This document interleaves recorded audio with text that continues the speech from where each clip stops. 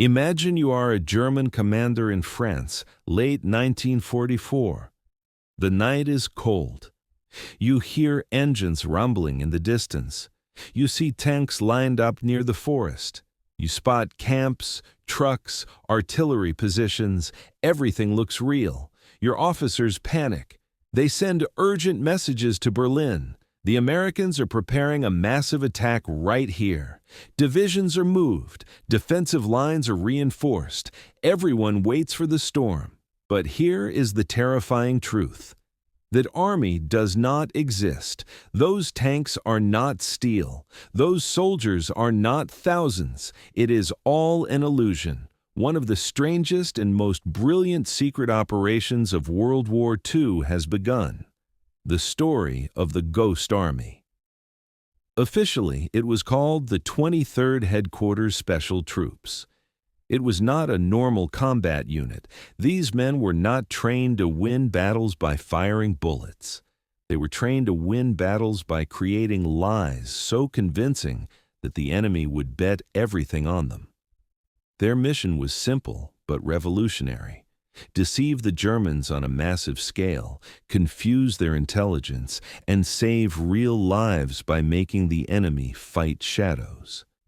The Ghost Army was created in 1944 under the command of the Allied Supreme Headquarters. The United States realized that war was not only fought with tanks and soldiers, but with information, fear, and misdirection. If you could make the enemy believe you were attacking in one place, you could strike somewhere else.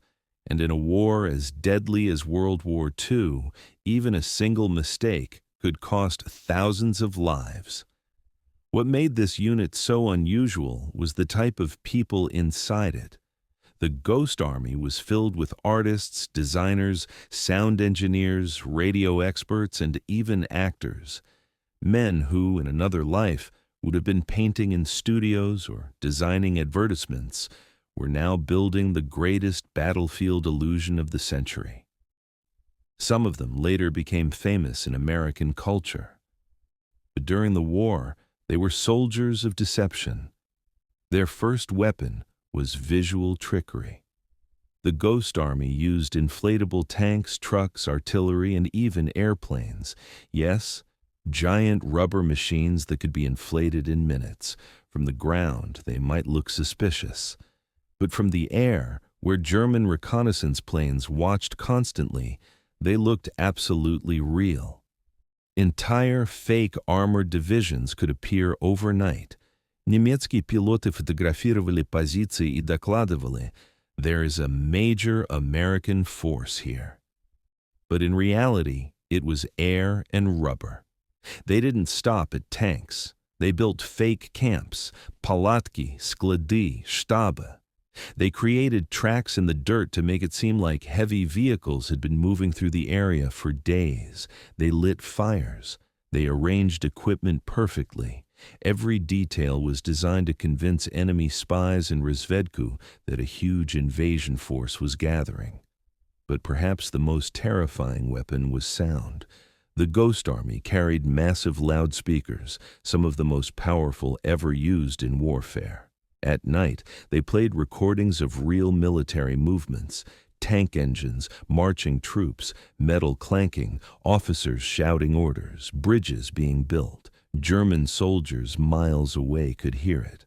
In the darkness, it sounded like an unstoppable army approaching.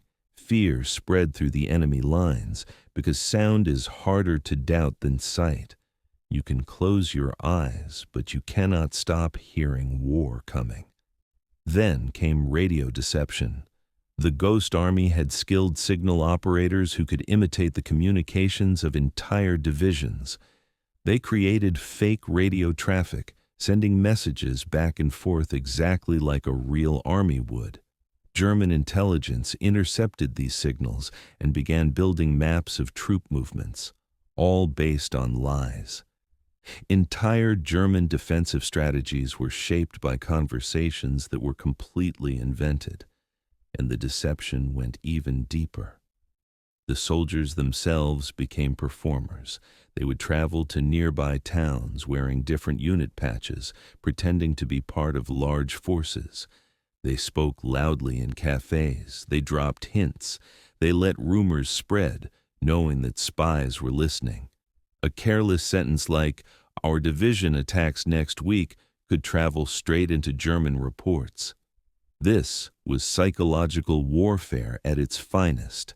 The Ghost Army's greatest impact came after D-Day, during the Allied push across France. Germany was desperate to know where the next major order would come. The Ghost Army created fake concentrations of troops, drawing German divisions away from real front-of-the operations. They made the enemy chase ghosts, while real Allied soldiers advanced elsewhere.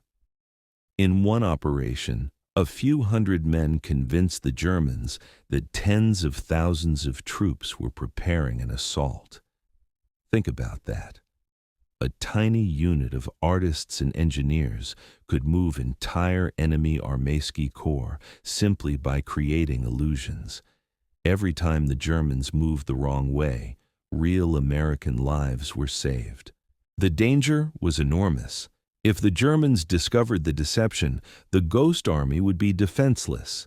Inflatable tanks cannot shoot back. Loudspeakers cannot stop bullets.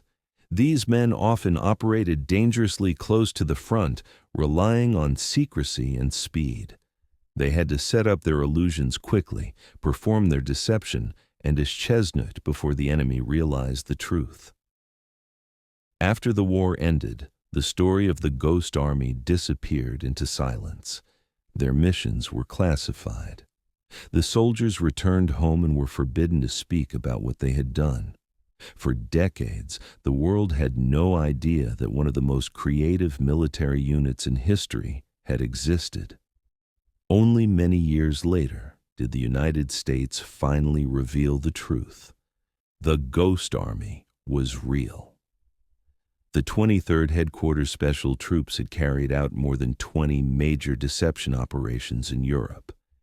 They had fooled German commanders again and again. And they had proven something never-oyatna about war. Sometimes the most powerful weapon is not a gun, but an illusion. The Ghost Army reminds us that World War II was not only a clash of armies, but a battle of minds. In the shadows of Europe, while millions fought and died, a small group of men fought with rubber tanks, fake radio messages, and soundtracks of war, and they changed history without firing a single shot. And the most chilling part is this. Somewhere on a battlefield in 1944, German soldiers prepared to face an American army that was never there because they were fighting ghosts.